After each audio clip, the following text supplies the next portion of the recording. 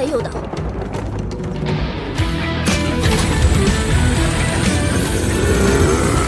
来吧，又该挤奶了。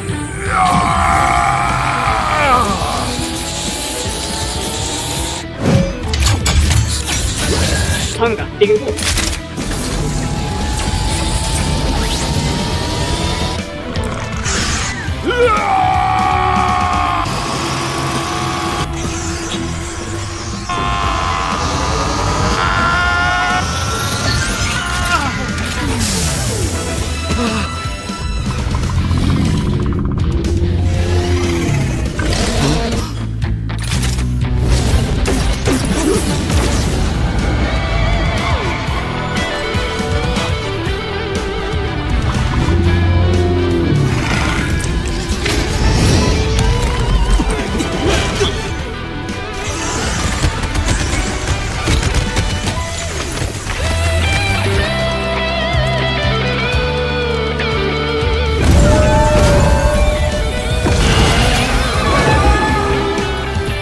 什么情况？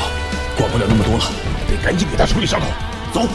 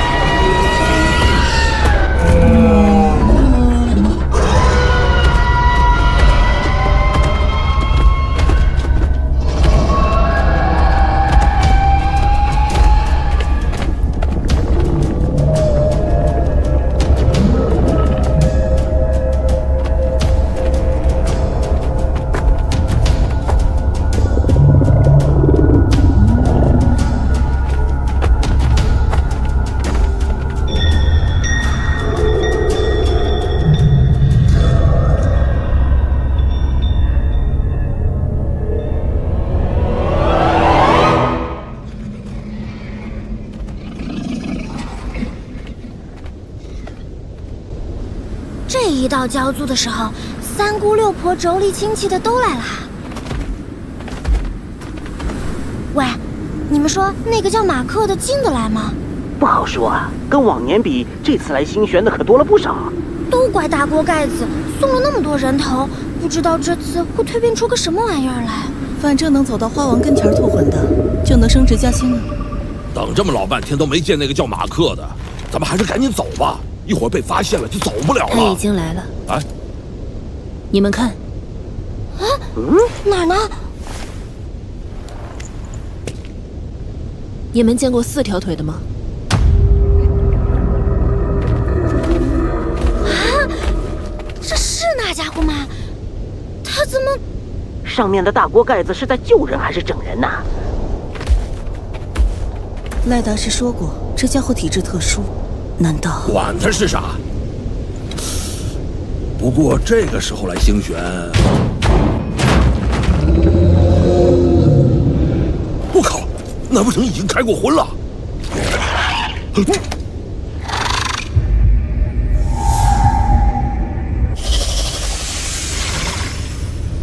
控制情绪，保持归元状态。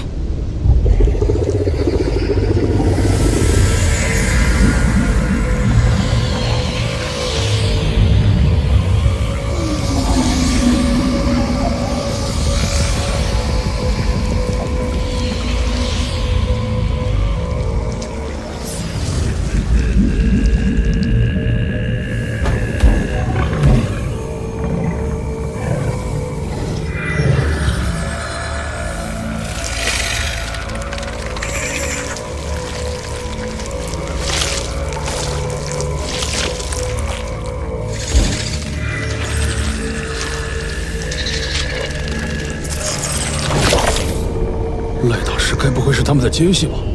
让咱们带这么个玩意儿回去，是要里应外合吗？没错，我就觉得他长得像市级兽的亲戚。别扯了，老板，赖大师怎么会让我们带只市级兽回去呢？如果他真的是马克变的，就算是人变的，他这副样子带回去又有什么用呢？你们想想，除了市级兽，还有谁能进入星璇的泉眼？可他的灵元怕是被侵蚀的差不多了，应该已经没有人的意识了。就是，老板，我们可不能冒这个险啊！趁丑八怪们还在忙着交租，咱们赶紧走吧。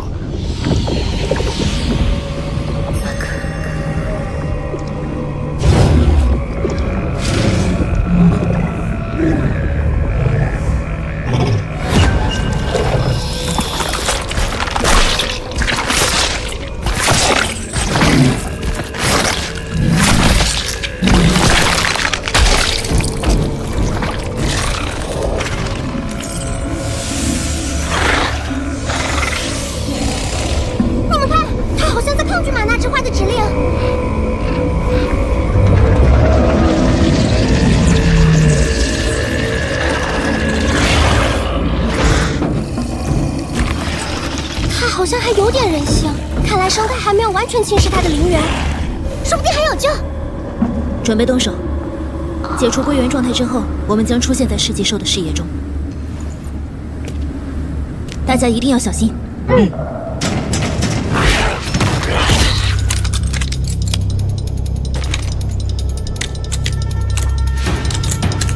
准备。系统已启动，正在搜索附近的玛纳里派终端。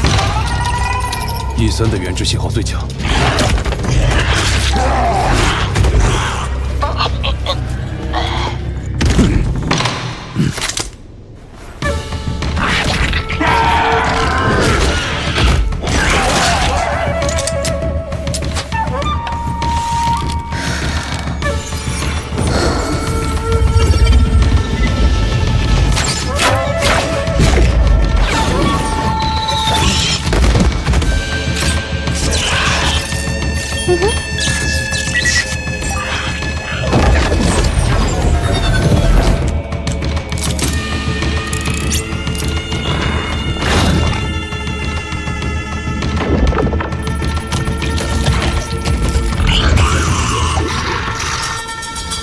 开工，山大上钟了，打断他们的原质输送。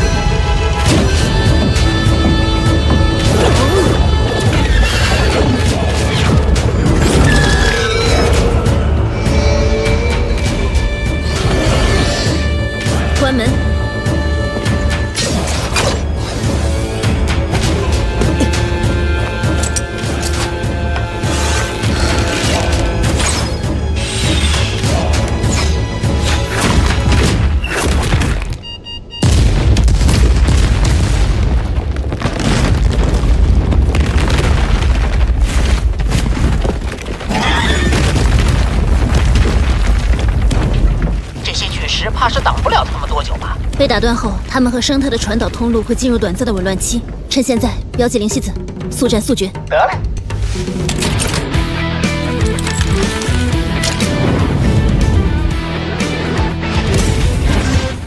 哟吼！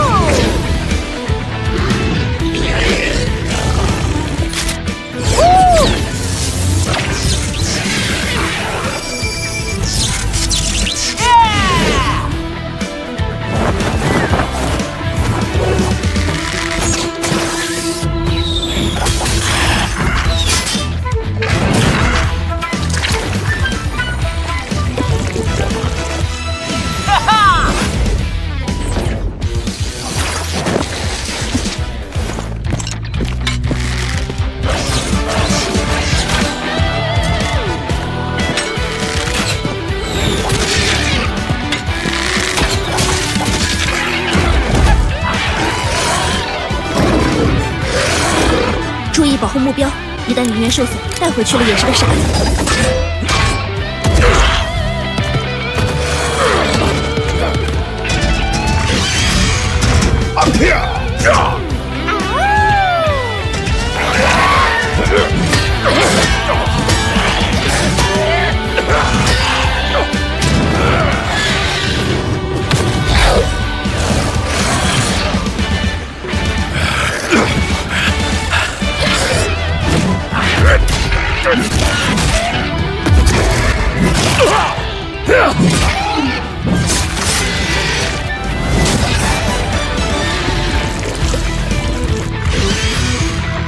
小豆，小心！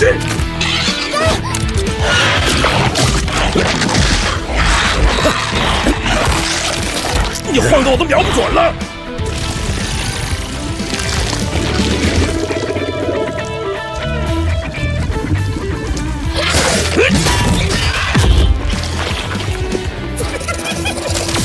他们已经全都醒了，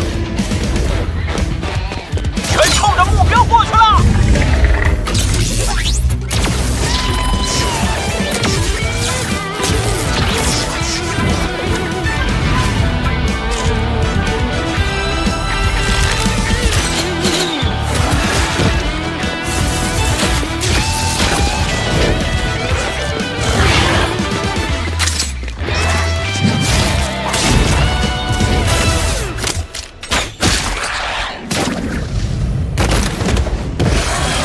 你们看那边，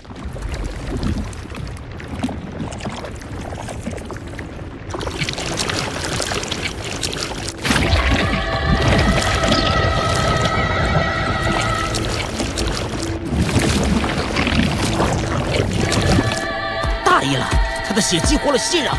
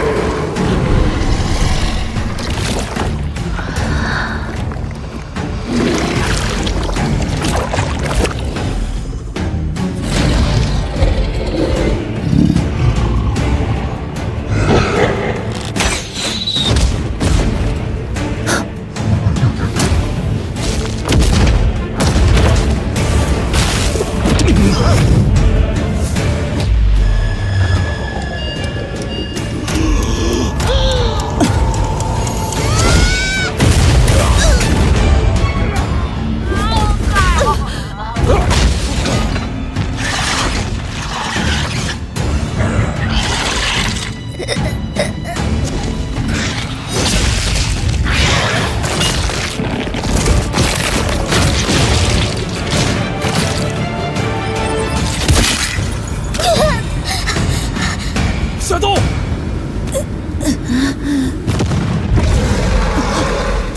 碎星，碎星！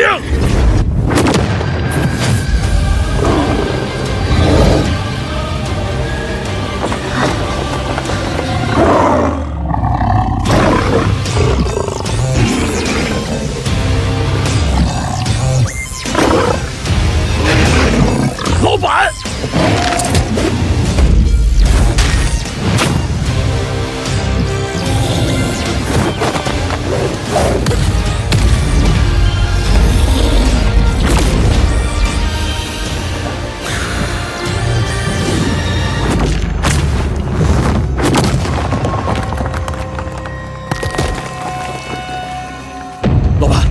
现在出手会加速细胞衰竭的。再拖下去，来加速的会越来越多。你们躲远点。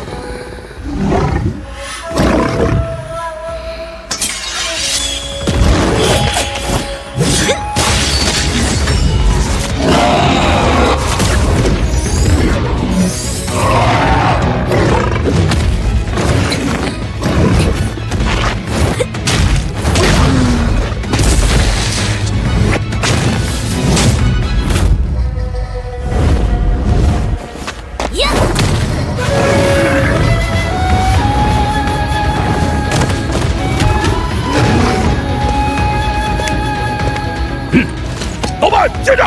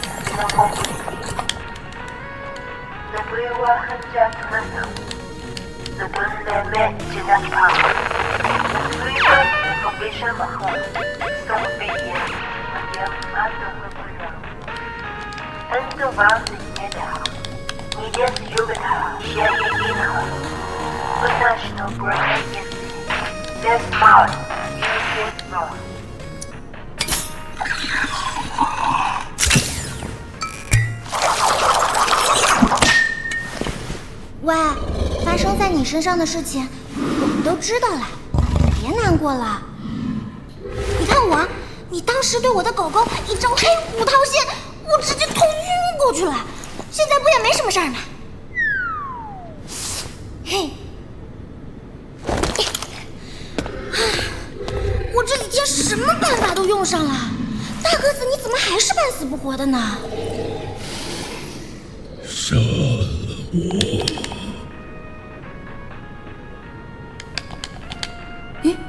哎，老板，他开口说话了。松开他！啊？大豆，只剩最后一关了。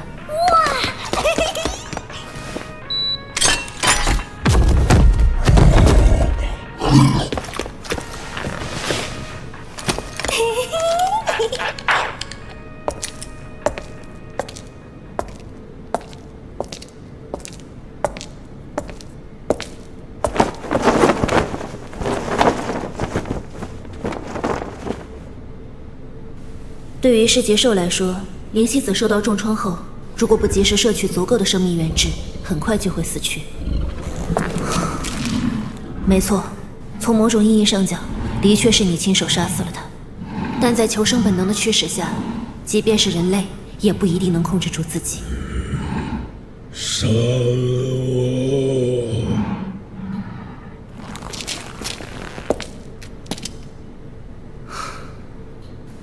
灾难刚爆发的时候，这个世界就像炼狱一样，人们在顷刻间失去了一切，为了生存相互争斗，不择手段。饿疯了的父母会吃掉自己的孩子，从最小的那个开始。亲友间会为了一个避难所的名额互相残杀，爱人被掳走沦为奴隶，自己却无能为力。我们被最信任的人背叛，大家都在担忧，害怕哪天晚上成为同伴口中的食物。你知道自己朋友的肉是什么味道吗？为了生存，我们曾一度失去人性，虽然像人一样在地面行走，但却如禽兽一样活着。而你是多么幸运，有爱人，有朋友，还有一群你一句话就可以去送死的部下。即使你变成了怪物，他们还是愿意为你挺身而出。你心中的那个女孩是为了她爱的人而牺牲，而你呢？你希望他们的付出毫无意义吗？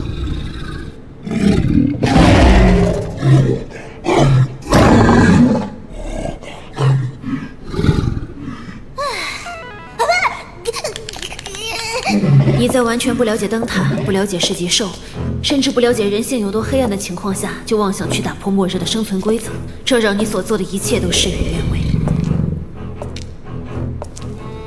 残酷的生存环境会让人心中的恶变成吞噬一切的深渊。在这样一个无人生还的炼狱中，你我的悲剧将永无止境。只有彻底根除玛纳生态这个摧毁一切的元凶，人类才能真正迎来新生，我们才能与所爱的人回到地面，自由的生活。玛纳生态自诞生那刻起，目的就是要摄取所有人的生命原质。星璇的出现意味着他们正在孕育更强大的噬节兽，而星璇中的通道可以直达生态的中枢，唯有进入那里，才能找到对抗生态的方法。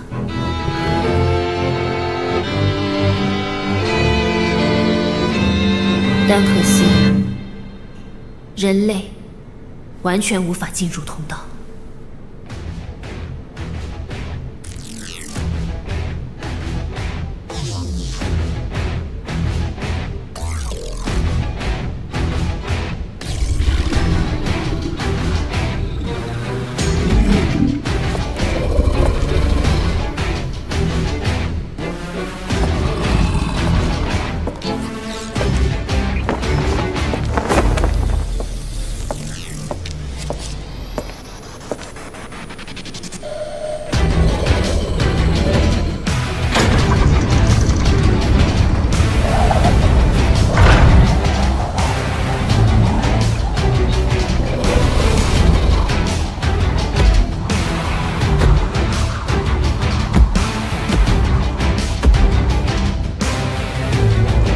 这里的人大多都失去了最重要的东西，但绝望与恐惧没有压垮我们的意志。我们找到了属于自己的生存方式。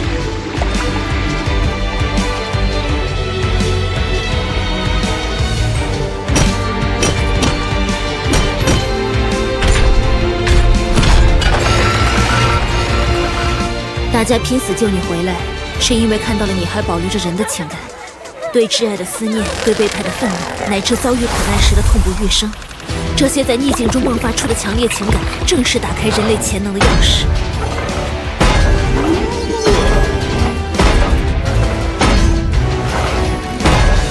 情感既是我们的软肋，也是我们力量的源泉。就像严酷的环境迫使生命体不断进化，我们的精神世界也需要这样的跃迁。成为生态嵌合体的你，也许是唯一可以进入星旋通道的人，这也是你所肩负的使命。如果你愿意，我会告诉你如何激发先天就蕴藏在人体内这不被察觉的能量，你将经历难以想象的魔力，忍受锥心刺骨的痛苦。你既要忘掉你是一个人类，完全成为生态的一部分，还得牢记你的使命。这才最后一天，又要重新来了。今后是选择背负苦难继续战斗，还是逃避责任选择放弃？这取决于你自己。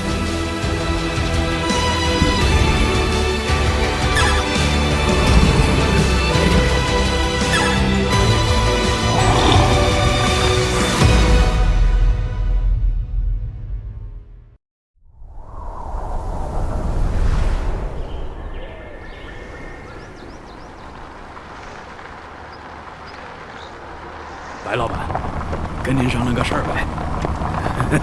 其实还挺不好意思开口的。什么事儿？说吧。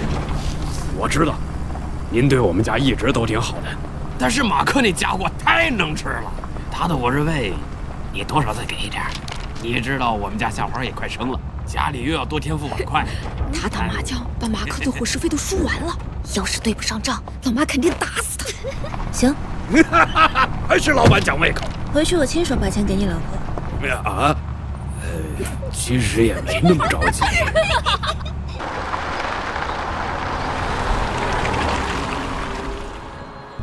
你家老二名字起好了吗？还早呢，不过我们家夏花说了，老二跟他姓，大伙儿一起出主意。下麻用下去，下油锅。你这傻小子，那是你亲妹妹。那又怎么样？挺好听的呀。走了这么久，一只世纪兽都没有，好像生态从来没有侵蚀过这片大陆。为了夺回地面，我们失去了不少战友和家人，但这就是觉醒者存在的意义。终有一天，这片大陆的每一个角落都会像你看到的一样。还打游戏呢？万幸留言录完了吗？去呀，我没录。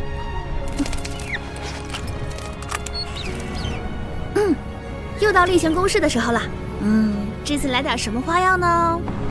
给大家来首歌搞好气氛吧。还有1个半钟头太阳落山，咱们必须在天黑前把东西送过去。好嘞。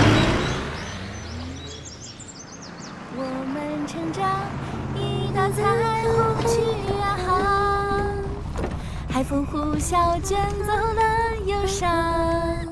不要害怕弄丢明天的太阳，我们要改变世界模样。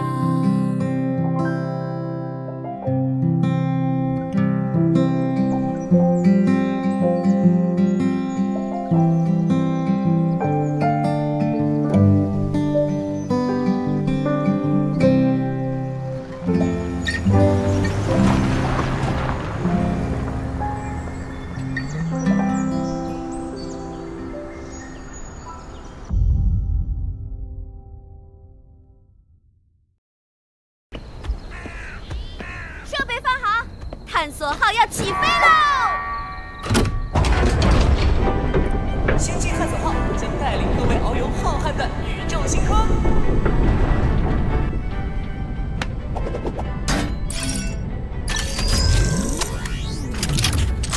这是什么？这个叫大变活人。是你的潜能吗？回头有机会给你变一个。哎，你的潜能开发的怎么样了？哎，聊点别的吧。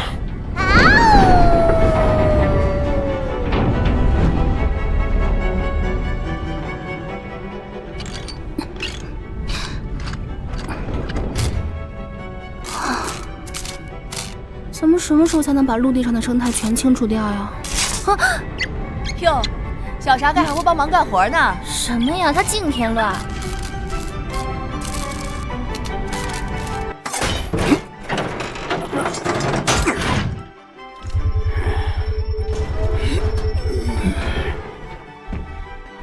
嚯，9个等离子环烧坏5个，水晶也快烧成炭了。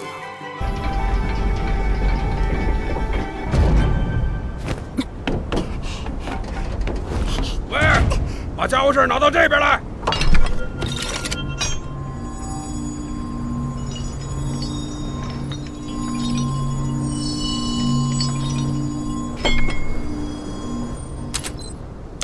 把塔上的植物清理干净后，尽快换上新设备。今天带新人外勤实习，即便在屏蔽塔区域内，大家也要保持警惕。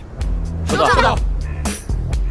这种玛纳植物叫做木流，早年间生长于地幔藤内部，成熟后就会喷射播种。它会自行寻找舒适环境，落地生根，成为玛纳之花，并释放玛纳孢子。孢子又会成长为木流，再度扩散。为防止清理过程中木流应激释放有毒孢子，首先要喷洒防护胶。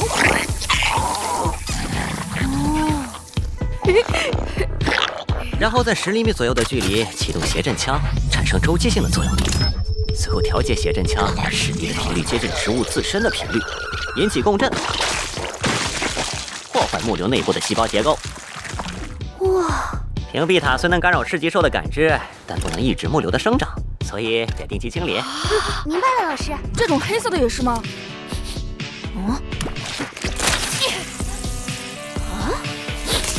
所有木流只要没有养分，就会自然干枯。闭上眼睛，不再喷射孢子。可它即便枯死了，生长基上残留的孢子也会要了你的命。你是想裤裆里长眼珠吗？到时候我拉10斤也解不了你的毒。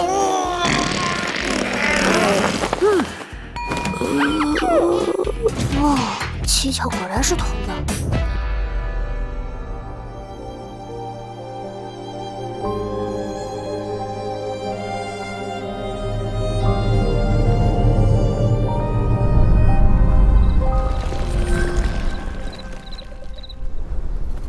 麻烦来了，所有人归位。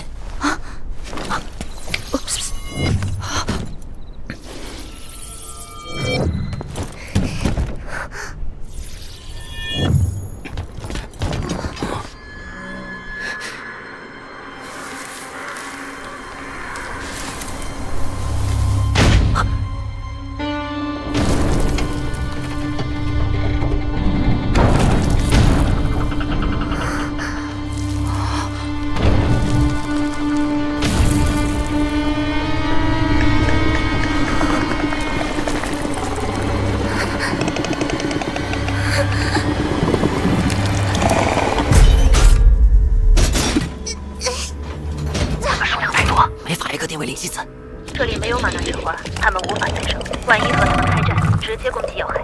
麦朵，还要多久？马上开始焊接了。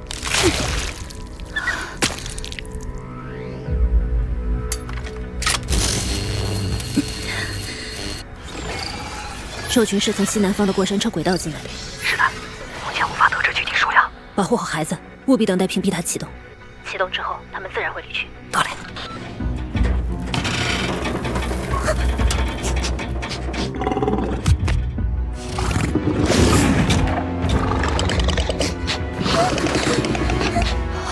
坚持住，千万别在实际兽眼中现形，不然就算再次归元也没法隐藏自己了。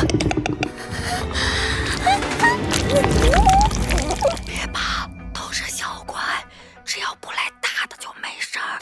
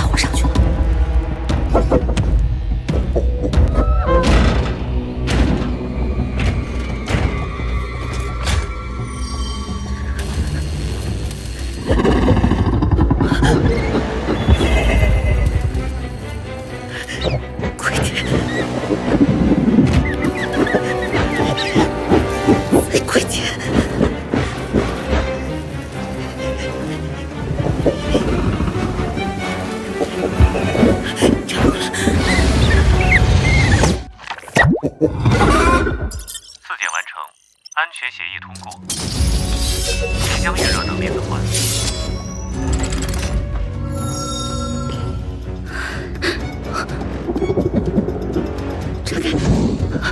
炸开！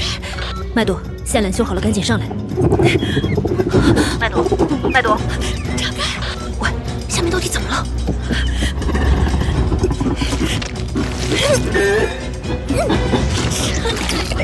快出来呀！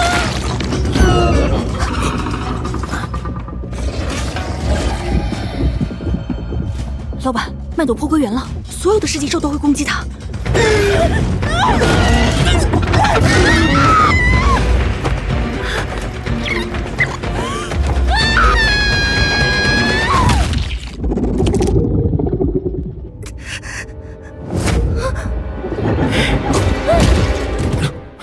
所有人注意，准备战斗。是的。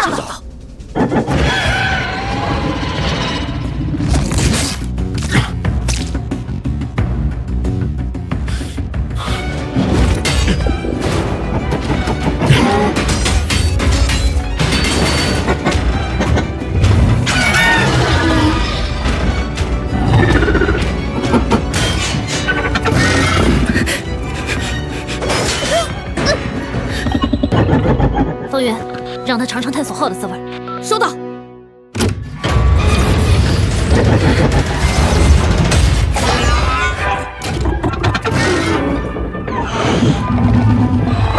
星际探索号，陪你遨游太空。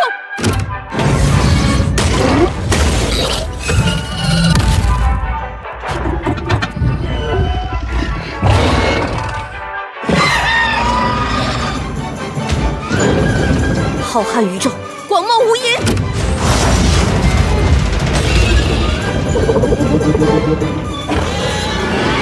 跨越银河，超越光速。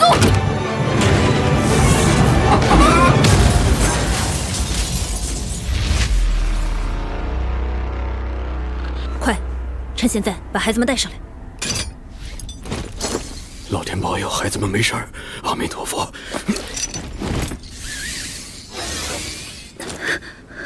白老板，对不起，我没忍住。我知道你们家把茶盖当亲人一样看待。好了，你的长枪不是摆设，给小朋友们做个榜样。老板放心。夏豆，你给他搭把手。我下去收拾这群丑八怪。老板，屏蔽塔启动需要时间，只有你的基因能解锁程序。恢复运行前，你要是出事，我们就全完了。而且你的细胞衰竭是不可逆的，只要战斗，身体状况就会更糟。塔西亚，炸到原振信号最强的那只上。哼，那只个头够大的，你吃得消吗？豁出去！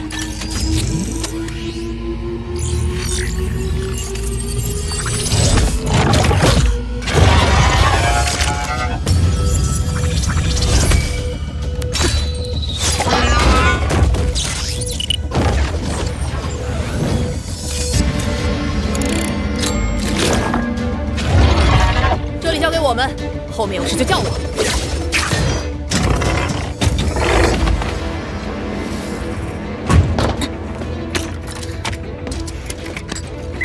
茶盖，该干活了。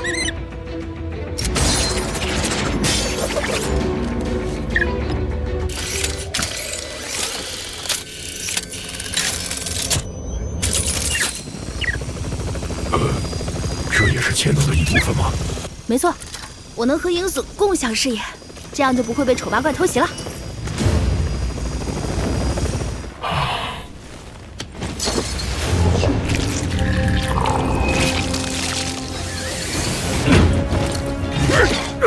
巨头，保护好孩子！要是出事了，还是他妈非得打死我不可！少废话，赶紧过来，这样会顶不住了。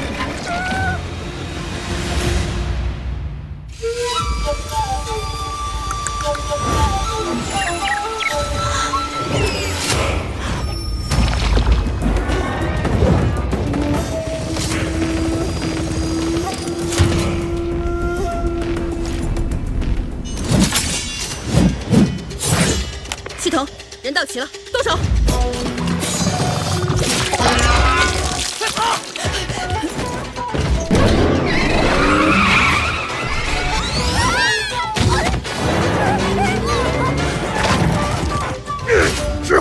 我这边来！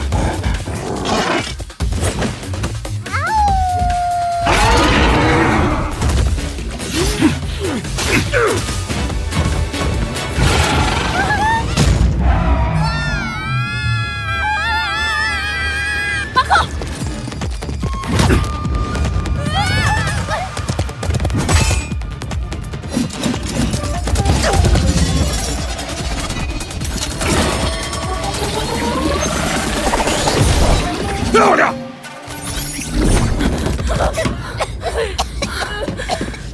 系统重启完毕，请核验身份。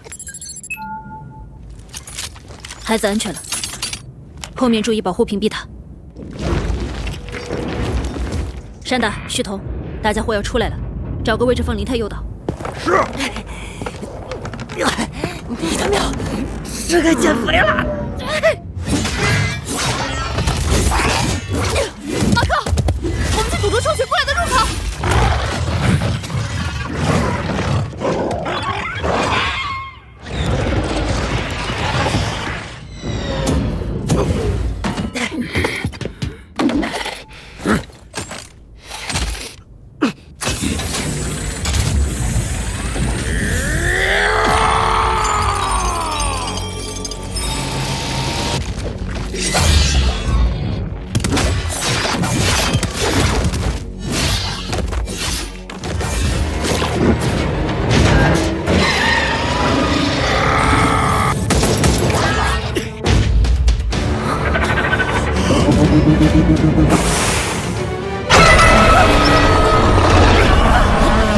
预热即将完成，准许切割最近，锁定波段。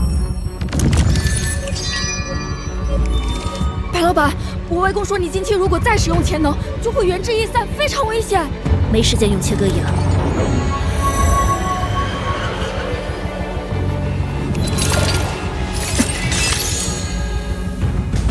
屏蔽程序启动时间较长，请确保操作环境安全，禁止中断运行，否则内部精密元件会遭受不可逆的损坏。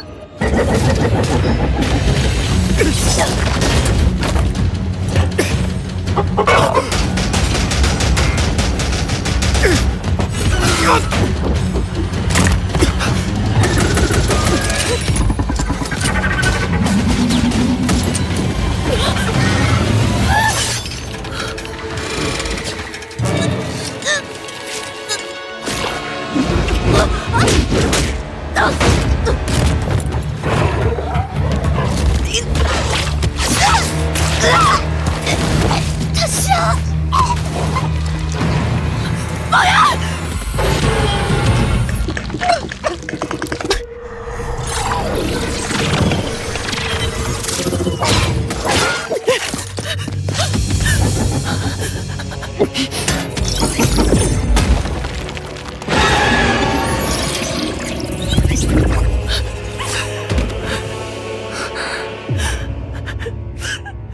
灵太有岛还没就位吗？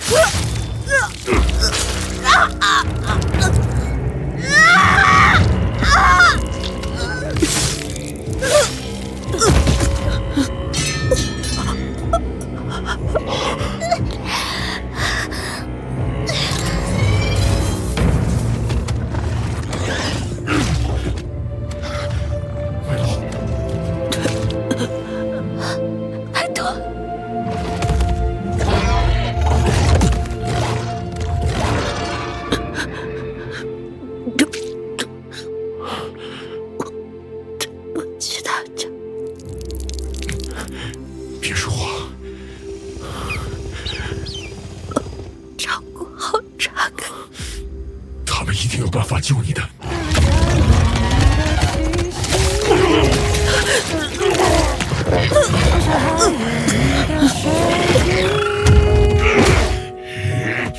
这是你战斗的痕迹，记住你最后模样。我失去眼角的泪，麦多，坚持住！洗净你满身伤悲。你是白老板计划的关键，带着我的尸体，你走不出去。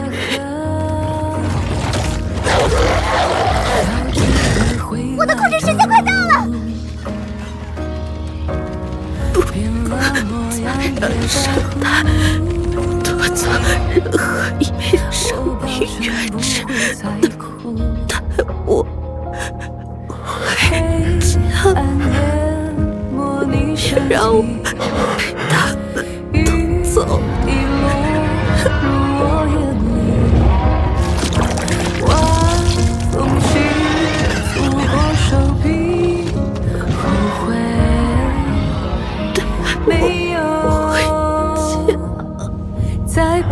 抱你，再抱一抱你，再抱一抱你，哦，再抱一抱你，再抱一抱你，再抱一抱你。冥河上独行的列车已经熄灯，伴随着呼啸的风声，将窗外云层翻腾，倒放着我的一生。他们说回头无岸，这就是必经的路。他们说轨道尽头没有答案，只有迷雾。离开了过往人生，驶入到宇宙的深处。我开始忘记了我双目带着视线模糊，骤然想起是你的声音，喊我的名字，美好往事都奔涌充实，我泪流满面不能自制。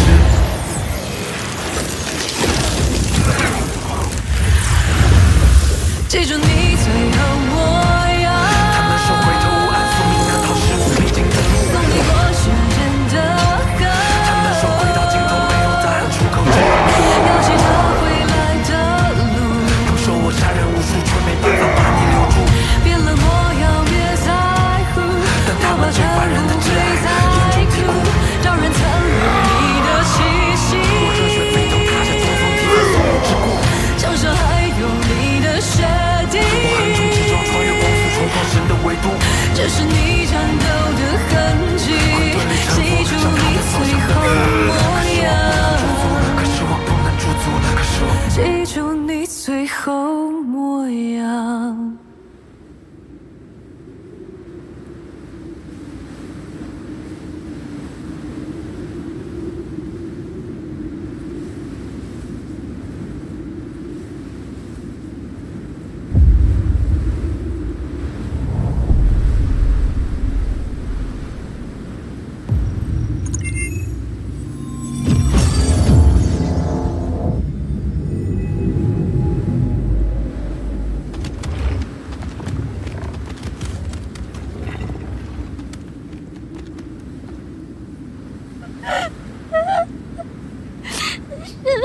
就把他带到回家的。至少我们没有失去他。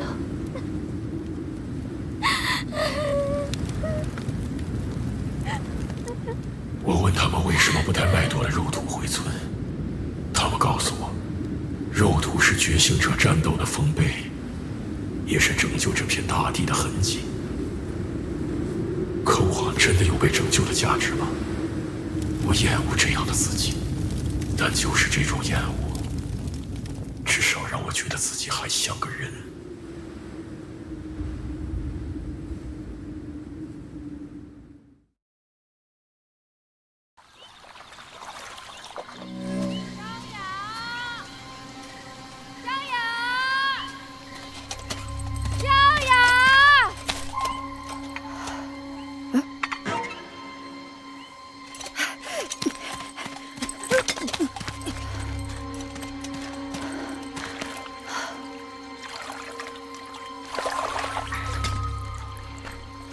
今天在乐园，我没有守护好你，害你被市级兽欺负了。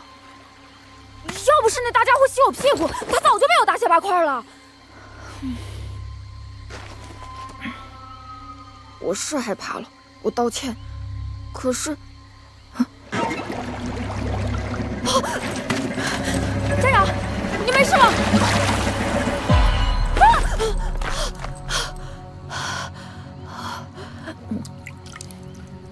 你确实害怕了，但害怕是对的。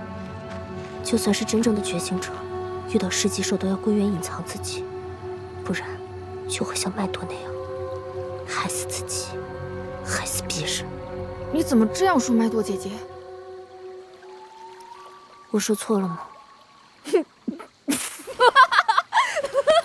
屁股怎么长脸上了？好笑吗？发生了这些事，你好像很快乐。珍惜这种感觉吧，以后应该越来越少了。真不明白，为什么那些大人要把我们生下来？这件事，他们从没问过我们愿不愿意。那一刻的快乐，应该只是短暂的吧。我本来很期待执行外勤任务的，从旧世界的杂志上看到，外面的世界应该是一个充满欢笑的地方，可现在这里只有废墟、荒漠、死亡、鲜血和哀嚎，遍地都是肉土。把我们带到一个注定痛苦的世界，这本身就是个错误。如果放弃新生，那我们战斗和活着的意义又是什么？未来又是什么？还战斗？好像你打得过似的。打不过就跑呗，侥幸活下来就努力变强，总不能现在就认怂吧？可今天白老板也在场，我们还是死了那么多人。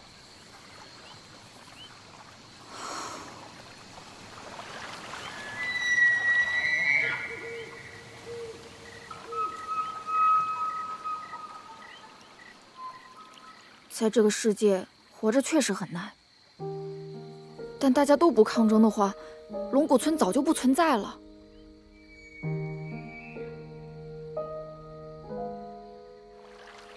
现在只要村子在，我们就一定有希望。而且，我老妈怀孕了，我不想妹妹一出生就看到这样丑陋的世界。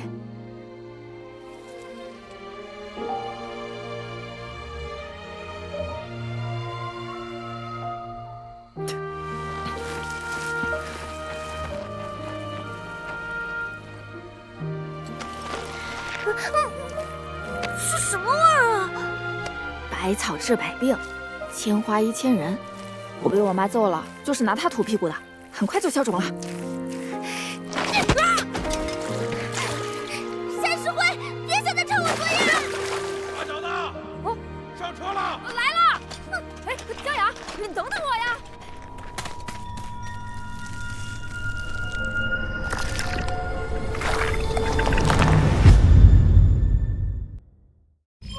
识别成功。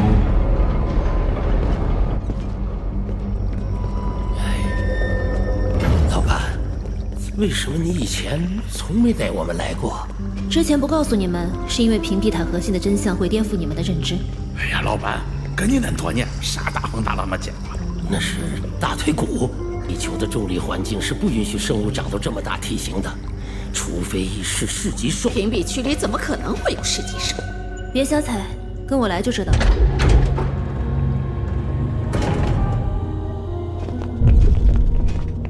哦，他竟然在呼吸！你们眼前这个大家伙所散发的生物磁场，就是每一个龙骨村屏蔽塔信号的源头。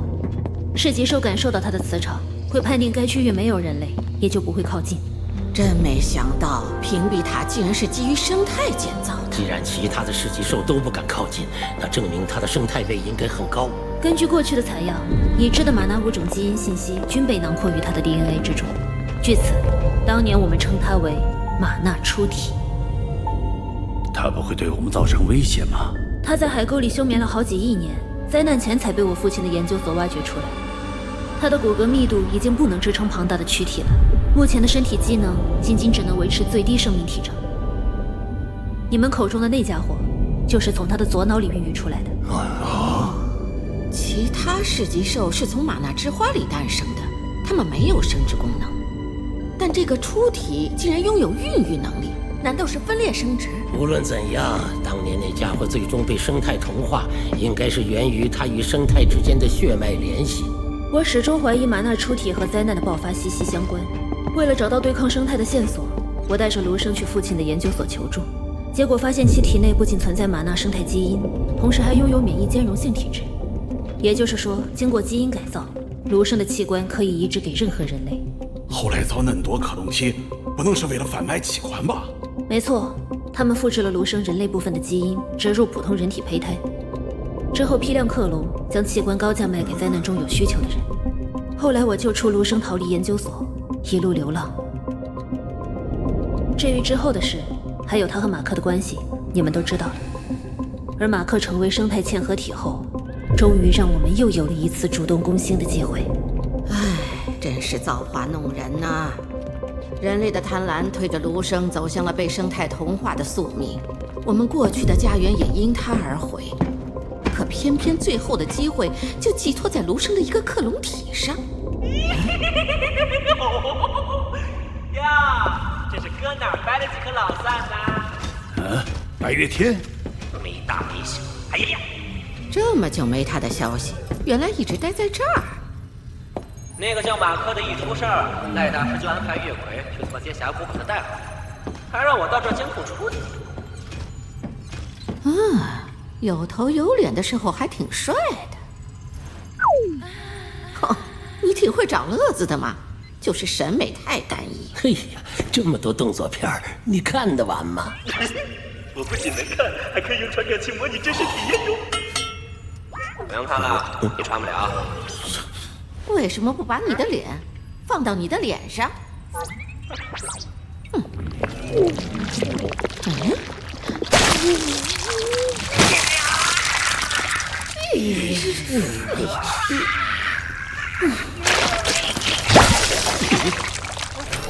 因为显胖。这次叫你们来呢，是为了宣布我的一个重大发现。现在我们不能继续把马克留在龙骨村，必须立刻把他武器化。当初要激发马克潜能的是你，现在要干掉他的也是你，你是弄啥了？弄啥了？俺来告诉你啊，在这边。嘿，那这恐龙的鼻子里塞着好久没来人，我习惯放这个列表置顶了。你们看，马克潜能激发失败、屏蔽塔遭遇授权，还有震骨仪式的时间，都和马纳出体脑部异常的时间吻合，而且他异常的幅度还在逐渐递增，这说明他很可能已经和马克产生了精神链接。喂，你们有在听我说话吗？我已经告诉他们了。啊？那你们还这么淡定？干嘛？再这样放着不管，我不知道他会不会逐渐复苏。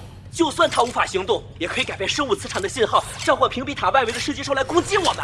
那么屏蔽塔的假象就会被识破。如果我们能在被识破之前就完成攻星计划，整片大陆的生态都会被清除，也就不再需要屏蔽系统了。可咱不能拿整个村就冒险呀！我也不希望冒险，但我更不想孩子们永远生活在噬击兽的世界里。在马克被生态干扰以后，我就考虑过武器化的方案。但这次他创建了心流控制室，现在有望进攻星巡。他没有辜负我们。我还是听老板。现在没人知道他们的精神链接已经到什么程度了。随着出体逐渐复苏，马克只会像卢生当初那样越来越失控。多尔始终都坚信马克会站在人类一边，他愿意为了马克牺牲自己。我相信他的选择。不对，为了对抗生态，我们流了多少血，死了多少人。但凡有一丝差错，龙骨村就会重蹈覆辙。你们这帮小崽子都疯了吗？这么多年来，我们一直都苟活在方寸之地。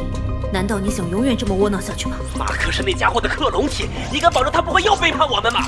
如果马克与生态的羁绊是他无法逃脱的命运，那我就赌他站在人类一边。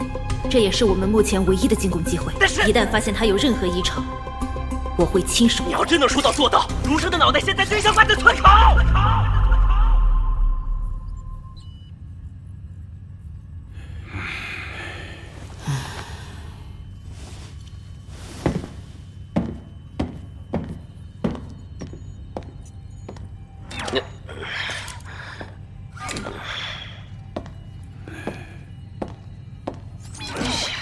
行吧，把脑电频谱分析仪带上，至少能监控他和出体的连接程度。哼，谁让我是他哥呢？啊！哎！卡记得还给我！知道了。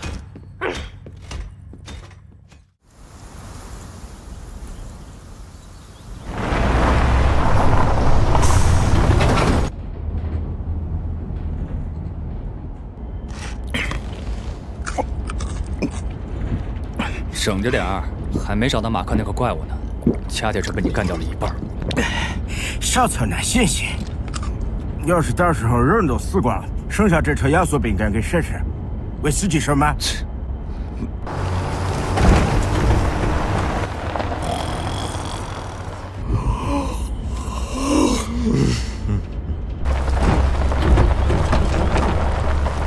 你觉得他说的是真的吗？我不相信一个为孩子挡子弹的人会伤害男主。是啊，他还把绿教所给我们带的警环拆掉了。至少到目前为止，他的话没有漏洞。也不知道坤姐能不能挺过来。队长的参考令指出，声口已处理，不影响活动。队长，谢谢您救了我。以后不许违抗我的命令。如果下次再遇到危险，我还是会选择保护你。除了9033他们，你是对我最好的人。你不冲动，我也不会吃酱子儿。等你有本事了，再说要保护别人的事儿。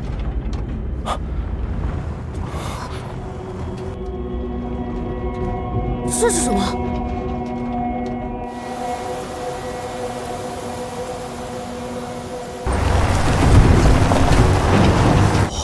你们几个吵吵什么呢？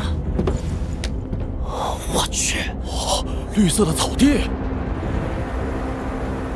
哇，好美啊！据说在旧世界，整片大陆都是绿色的。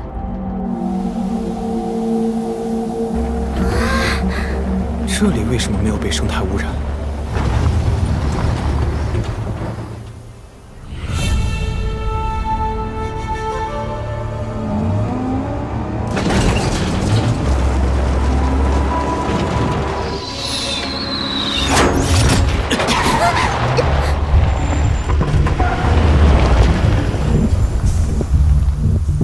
全员警戒！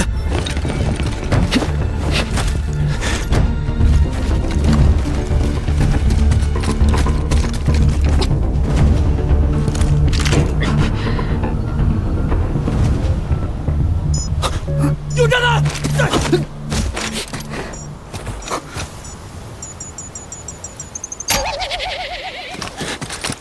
喂，别往前走了，途经生态核心区的车辆携带玛纳包，不能直接进入驯化后的青草原。你们前进方向的所有物资设备属于私人专用。地面真的有幸存者，马克队长的报告果然是真的。他们是怎么活下来的？还能净化土壤？飞雪，是否有条件射击？已瞄准高危险目标，随时可以射击。你拿枪瞄我也没用，这个距离我看到枪火有足够的时间躲过去。想要通行，必须上缴全部武器装备，走净化流程。如不愿配合也不离开，将被视为入侵行为。那边的人听着，我们是来自灯塔的猎荒者小队，我是指挥官随影，我们在寻找我们曾经的指挥官马克。灯塔已经多年没有发现过地面幸存者，但我们依旧可以根据条款来接收。行了，要我上大锅盖子去？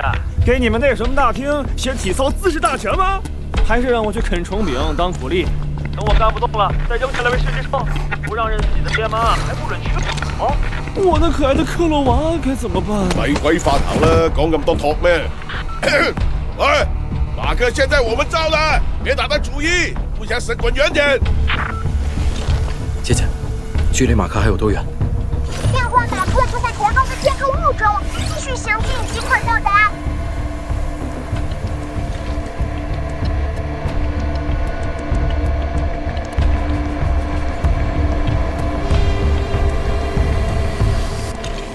撤退。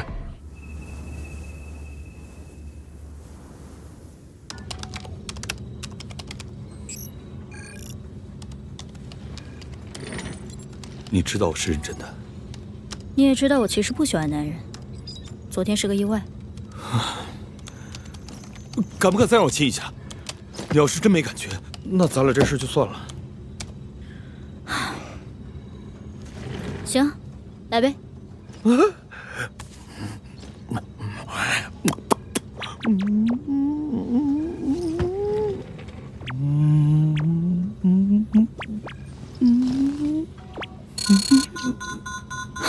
有情况。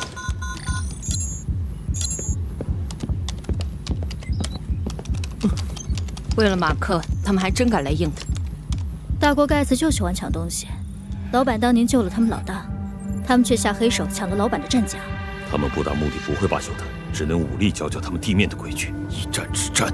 没错，不光马克不能给他们，村子的研究成果全都在这里，绝不能落到他们手里。大家听我说，这一仗很难，但只要拿下堡垒，不仅能带回马克，说不定还能知道他们躲避世界兽的办法。我们现在补给见底，也没收到返回灯塔的坐标点。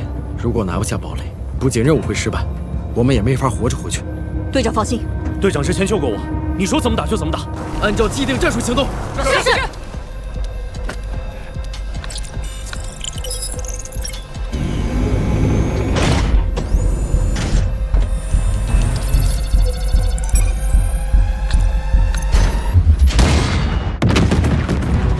持队形，吸引火力，加速前进。是。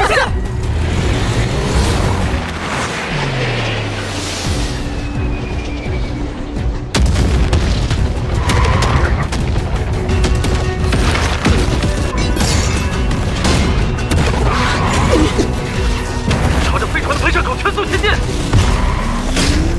切，不知道深浅就敢往里闯。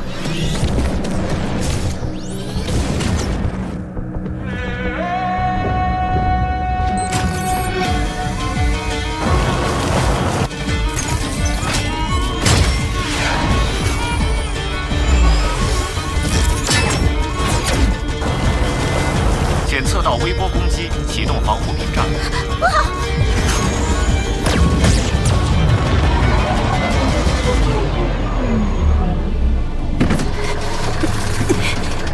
是旧世界的微波炸弹。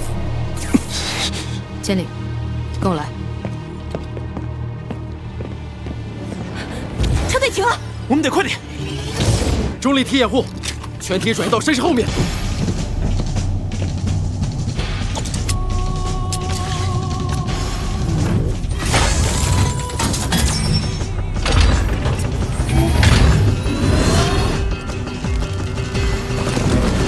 目標群而家轉移緊，距離1200米，風速2。炮台調整角度，覆蓋更3、新2區域。發射！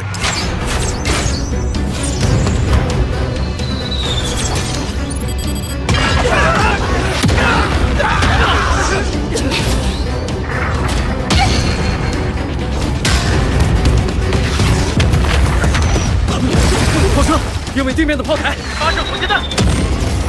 收到。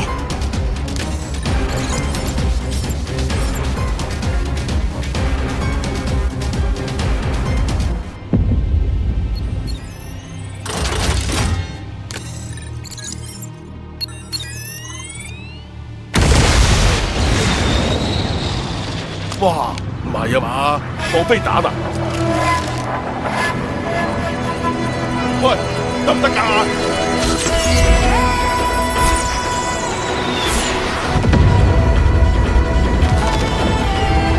哇，玩晒啦你！炮车向东延伸150米，行动！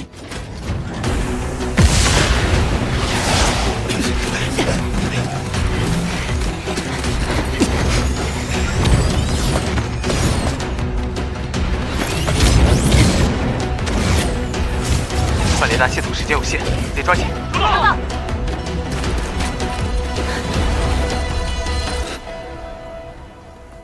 出发。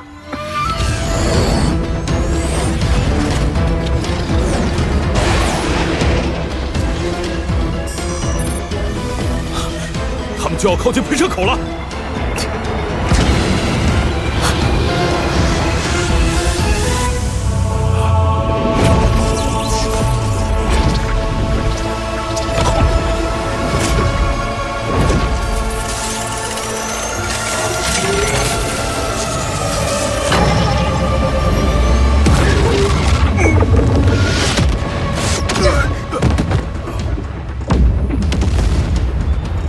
那他妈是什么设备？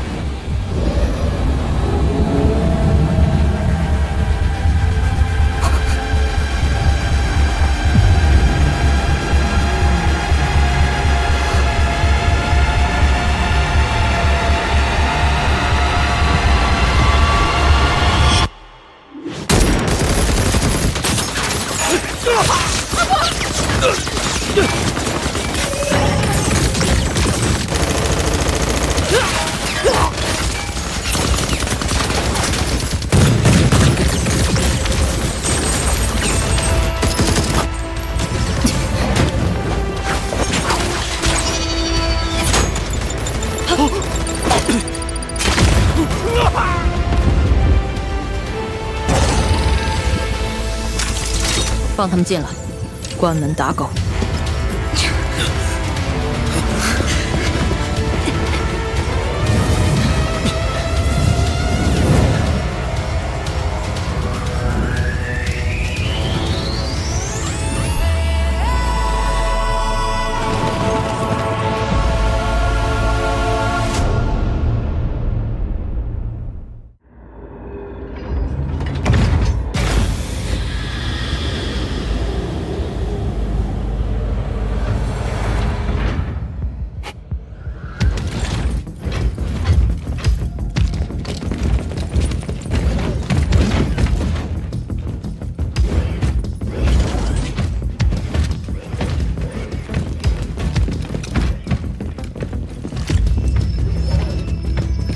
呼叫一队，收到请回答。一队收到。我们刚才射杀了他们的人。我知道，别多想，想活着找到马克没有别的办法。明白。我们已突进到指定点位，但这个堡垒比想象中复杂，完成搜索还需要时间。我们会尽快与你们会合。在那之前，大家务必小心。长发女人的剑士能组建火箭弹，还有人能徒手接触子弹。这帮人很像灯塔早年记录的异能者，有着各种奇怪的能力。那应该不是人类了吧？那个生态介质看上去像旧世界的等离子护盾，别自己吓自己。他们开护盾，说明也怕枪炮。大家只用考虑怎么把子弹送进他们的脑子里去。如果你们下不了手，死的就是你和身边的队友。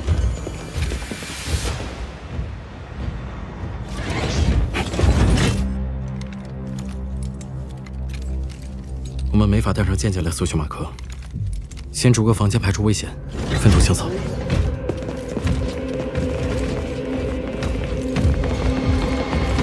楼梯安全，硬紧我。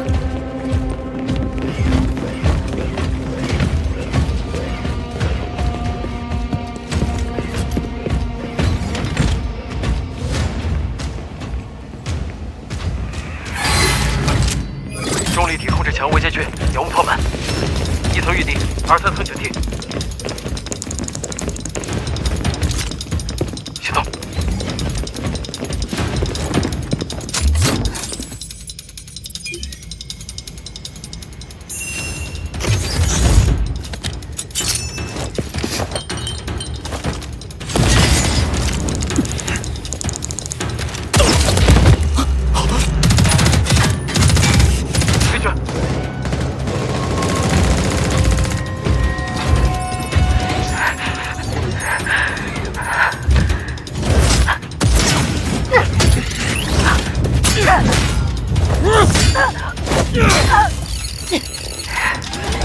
退学！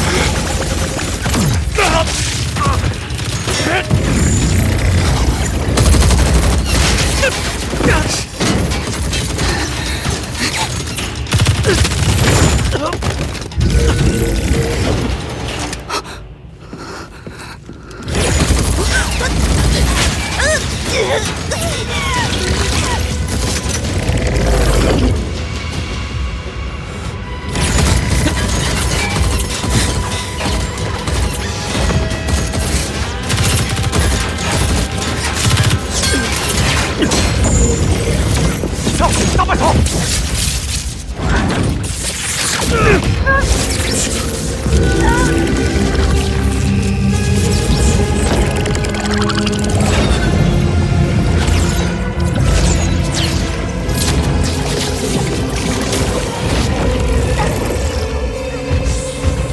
这台机甲已经废了，抓紧我！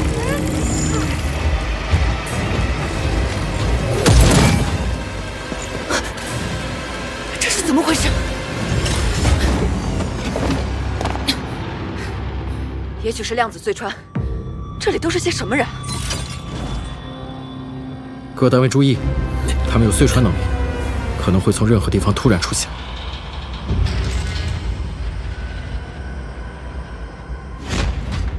我只在旧世界的文献上看过这种技术，没想到他们真能做到，太离谱了。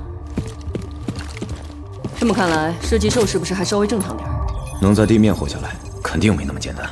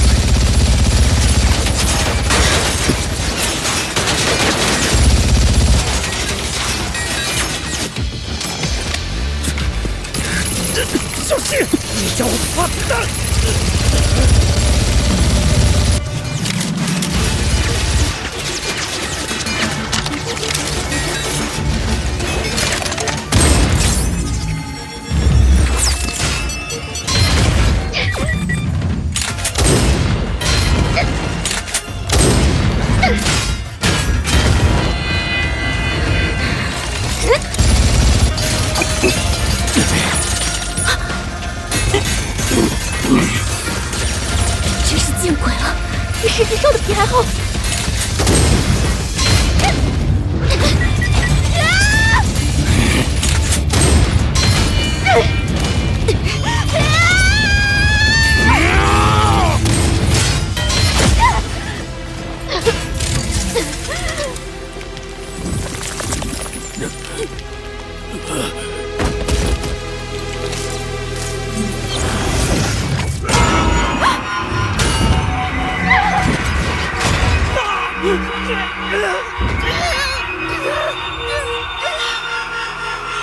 终于废掉了他们的坦克，肋骨几乎全断了，深呼吸。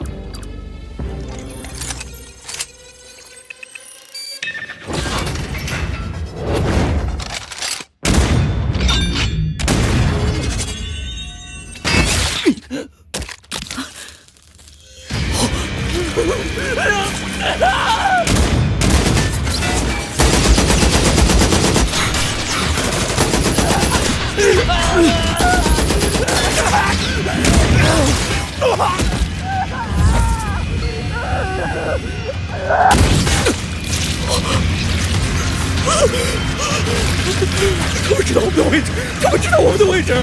你在重力体里怕什么？快关上头盔！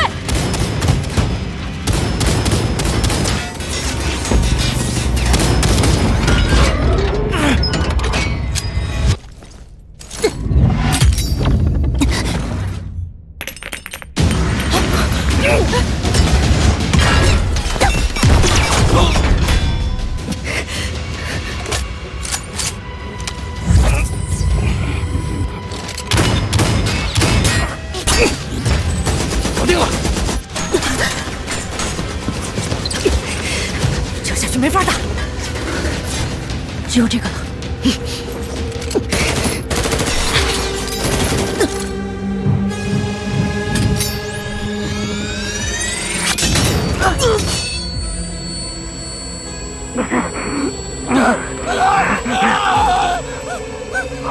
我的眼睛，我的眼睛！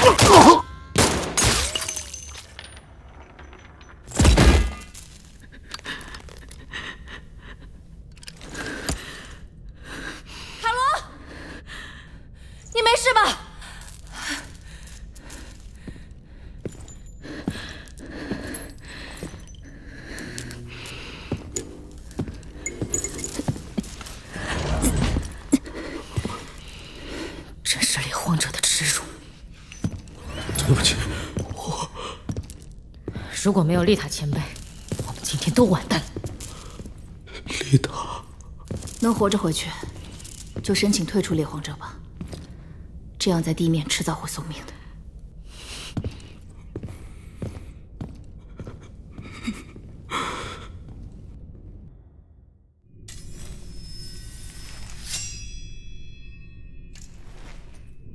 几个能打的都伤得不轻，没法启动潜能了。这里是最后一道防线，万一失手了，你们知道该怎么办？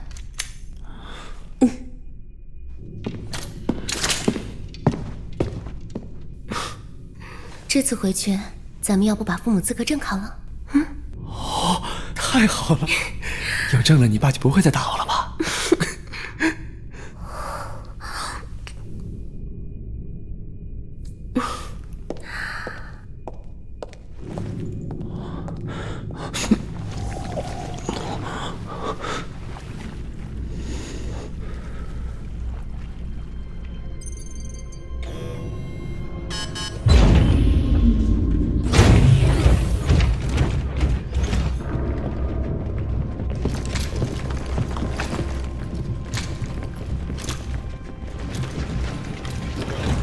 这到底是什么地方？可能是他们研究生态的位置。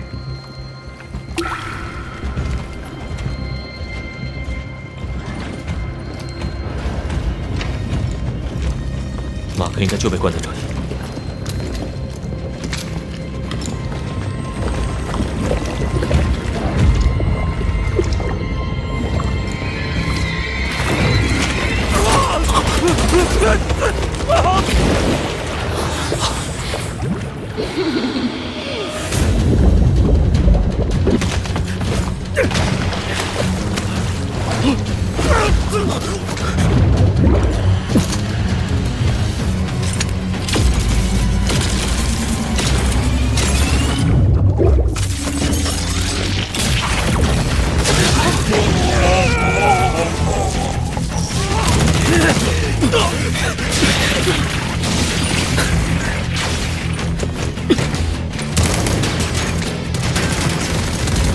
我抓能清楚危险。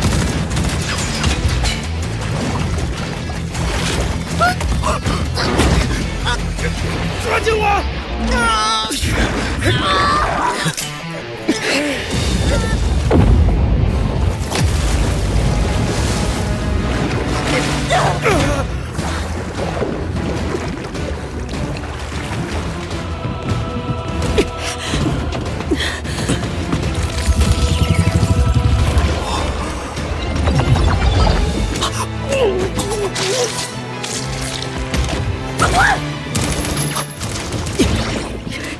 他们有光学迷彩。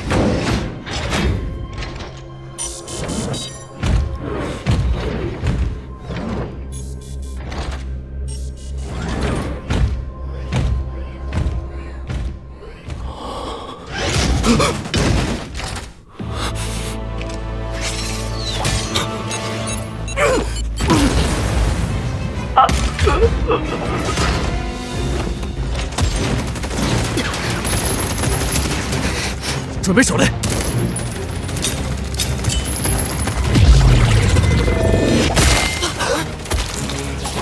小心！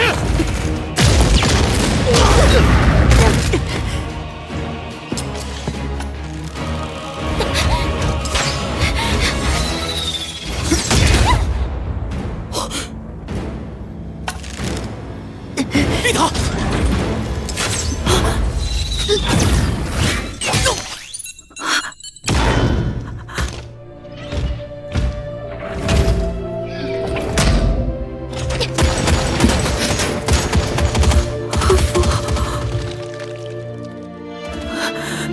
丽塔，快走！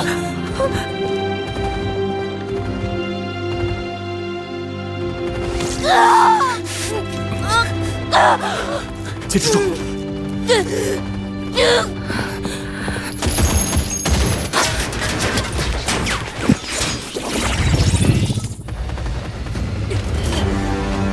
小心，右上！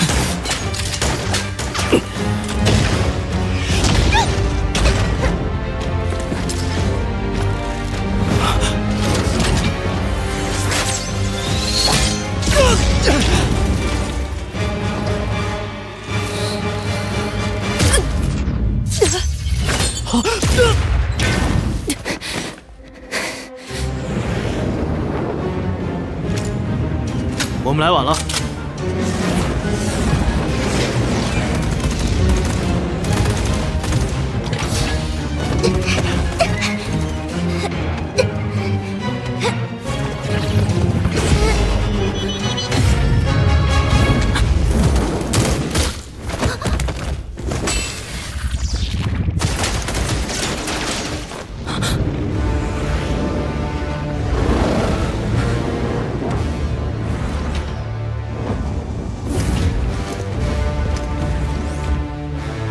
马克在哪儿？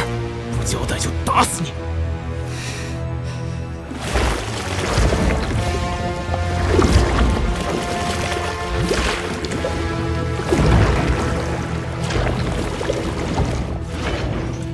我见过你，当时在尼尔瓦纳，马克就快死了，你是赶过去救他的人。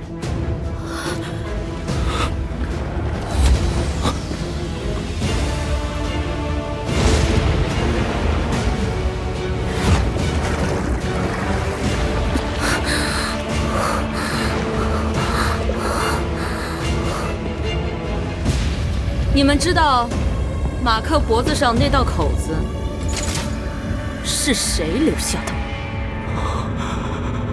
什么？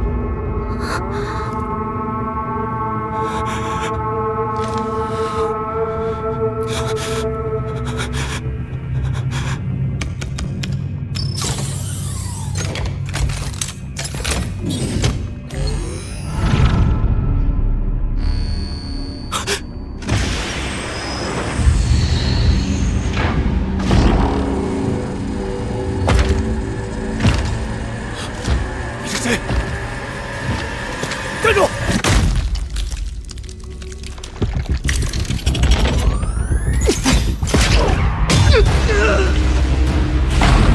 长老，快把门打开！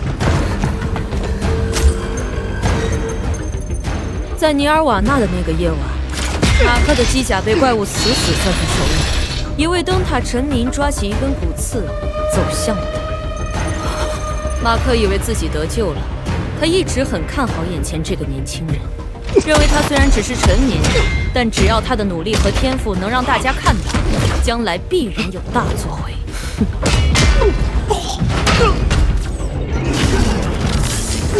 后来，那人竟然当上了猎荒者指挥官，而且是以马克想不到的方式。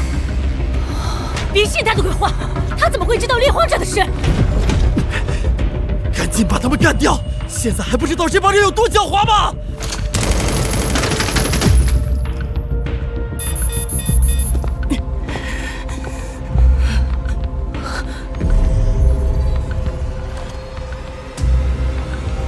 后面有人，是他在操纵那个战士。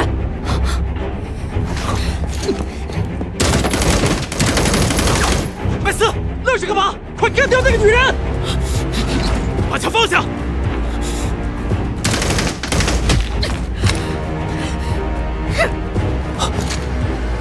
让他们继续说，跟信谁才是自己人还分不清吗？动动脑子！要是队长心里有鬼，怎么会把你们几个带在身边？那人爬上马克身后，撬开他的头盔，用那根骨刺狠狠割开了马克的脖子。马克来不及挣扎，瞪着眼睛想说什么，却说不出话来。鲜血沿着机甲向外流淌，马克从怪物的手中滑落到地上。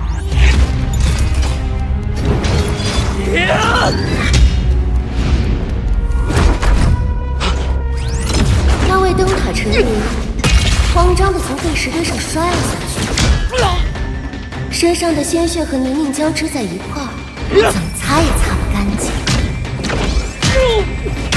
他分不清肮脏的是血迹，还是自己的灵魂。你们想死就继续听他编故事。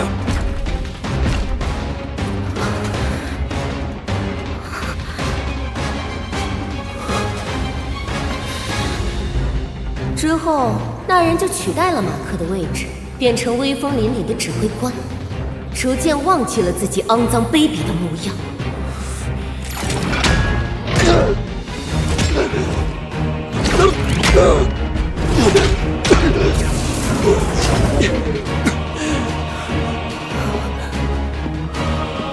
猜，这个人到底是谁？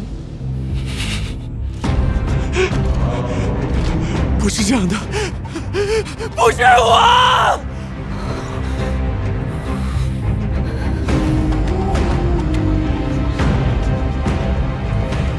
之前我们竟然还那么相信你。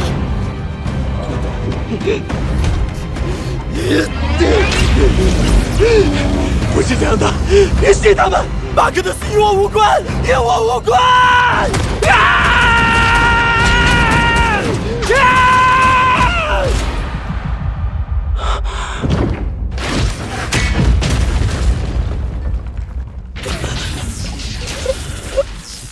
再不救他，他就被打死了。先把后面那个女人弄出来。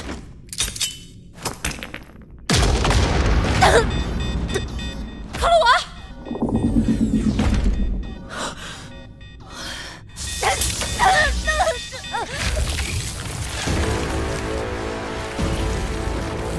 朽物，这是生态的产物。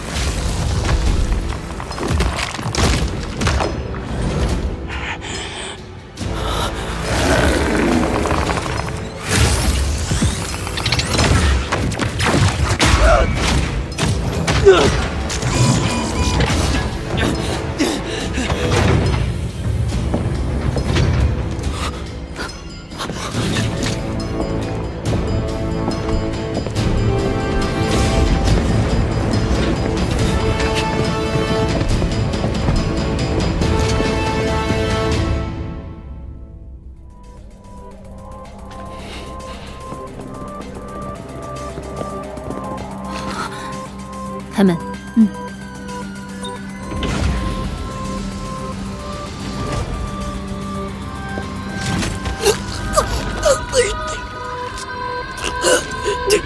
老板，失控的人形武器除了你们人搞得定。该你了。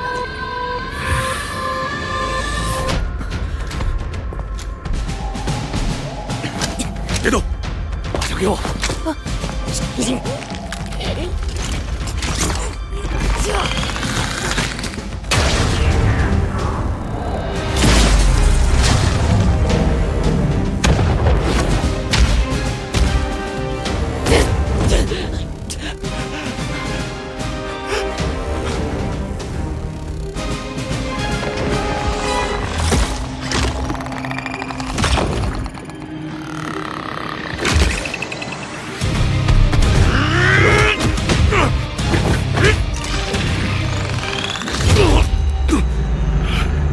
试试我教你的办法。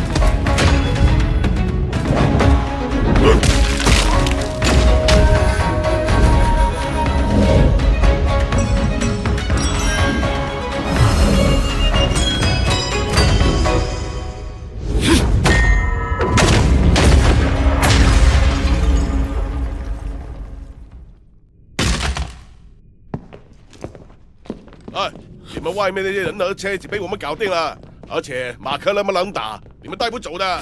什么？你说他是马克？真的是马克队长！快走！哎，你站住！别跑！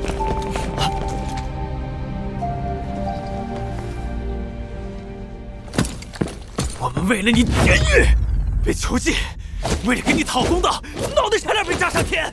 你小子在地面享清福，偏了也不知道报信儿，你有没有把我们当自己人？我去！哎呀！你伸手退步了，全退不如从前了。送你绰绰有余，不服回头单练。马克队长，你不知道我们有多担心你。你现在闭着眼睛都能打人，是谁教你的？就是他们教我的，也是他们救了我。啊！完了，这下乌龙了。这……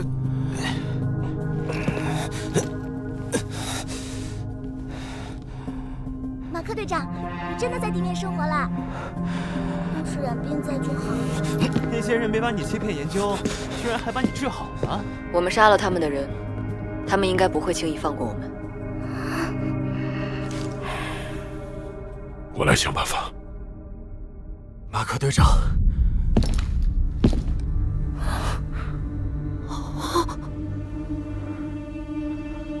我们很艰难才走到这儿。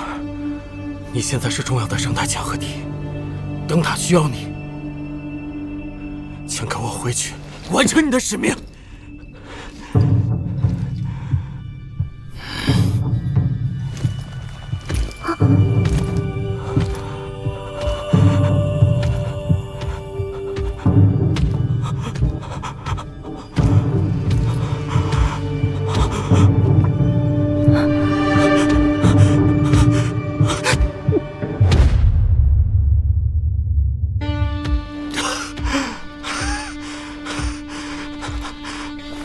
还愣着干嘛？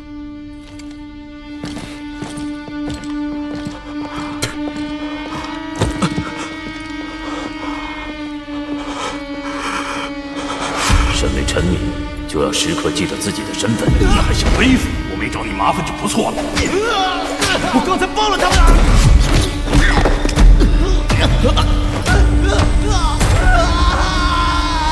等一下，等一下，等等，我要钻进去。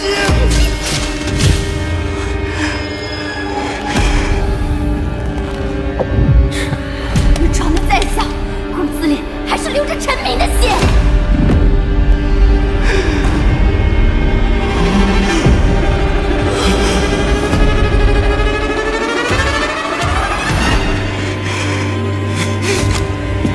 给我站住！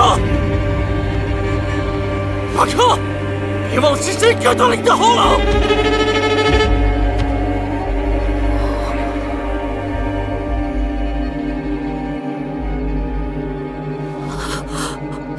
所以队长，你在说什么？没必要浪费力气，他只不过是枚棋子。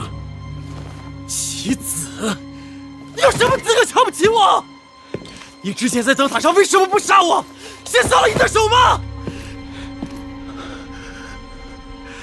我也能驾驶重力体，为什么你说重力体9-0就是英雄？我保护了物资，却挨鞭子，我他妈哪一点比不过你？就因为我是臣民，你们一个个的都觉得我不配当指挥官。可别忘了，是谁给你们争取来3倍风险点？谁让你们现在还有命站在这儿？是我！你们有什么资格瞧不起我？我真后悔当时没一枪崩了你。一枪崩了我，你又是什么好东西？说实话，那天晚上我真的应该谢谢你。如果不是你把我关在药房，我当时根本没有机会靠近马克。马克走到今天这一步，也有你的功劳。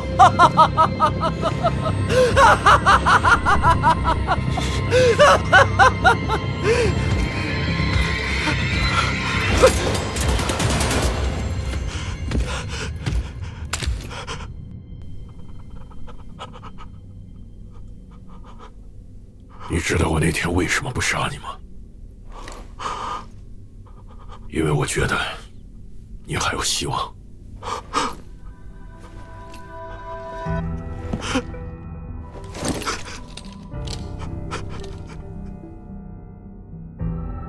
你应该记得我说过，你是块好材料。可是你从骨子里鄙视自己，你做的所有选择，都是因为你的自卑。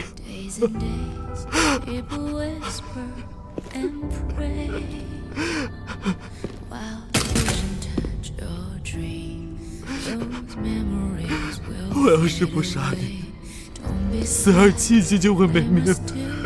我不能让他死，我没法违抗查尔斯的命令。妖怪就该基因划分，怪我一出生就是臣民，怪你得罪了查尔斯。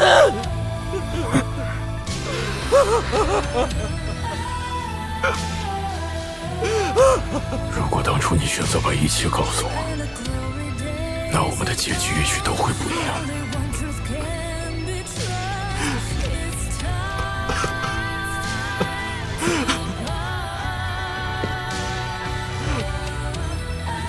冉冰或许也不会死。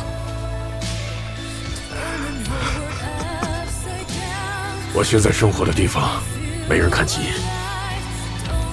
如果你还想好好活，把眼泪擦干净跟我走。也许我们到任何时候都有得选。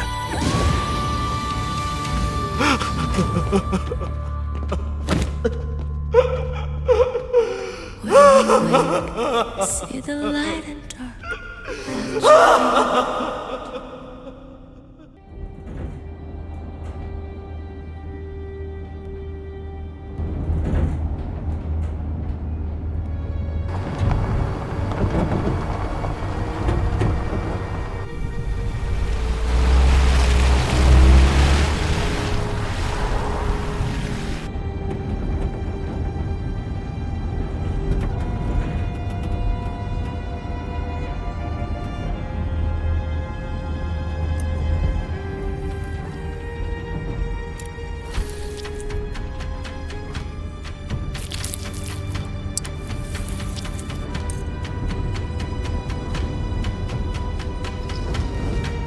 哎，有什么好看的？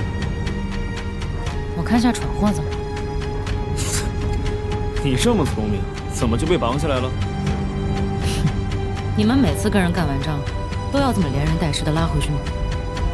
对呀，死的炖了吃肉，活的当储备粮。哎，咱有些日子没开过荤了啊。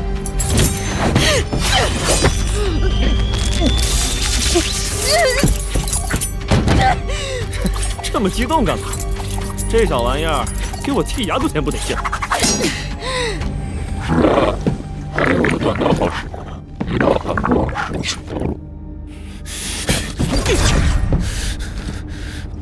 孬种！你他妈给我出来！躲着算什么本事？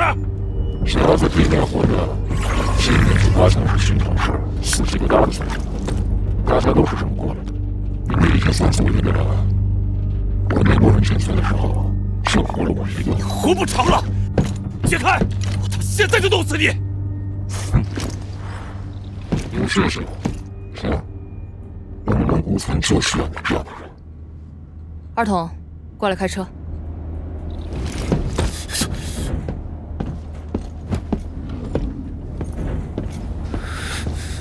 他现在很需要这个。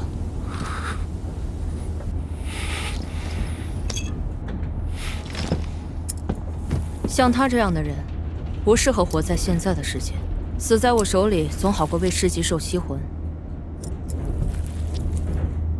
回村以后，我们会把所有牺牲者的生命原质都存起来。存起来？我们正在研究生命迭代系统，也许未来你们还能再见到它。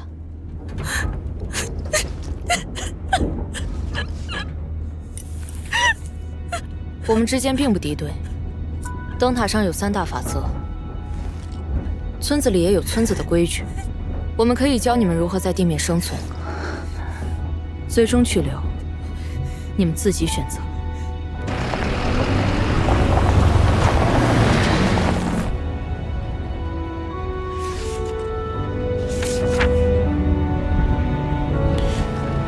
杀过他们的人，他为什么还愿意收容我们？生态的最终目的是吸收所有人的生命原质，但凡被多吸走一枚，我们的胜算就少一分。可是这么血战一场，值得吗？人类需要面对的敌人，从不该是彼此，而是玛纳生态。可人性经不起考验，在地面狭路相逢，人们内心往往最先涌现出的是恐惧。这时，进攻就成了生存本能。既然冲突在所难免，我们就只能用自己的本领，一战止战。只有这样，才能把那些混沌苟活的人们团结成我们的力量。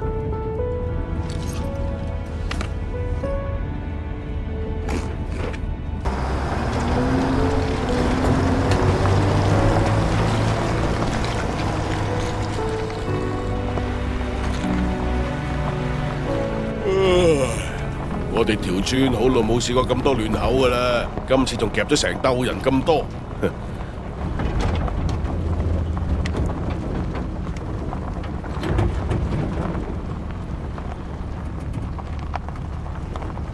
你看什么呀？你为什么可以这么快治好伤员？怎么，想试一下？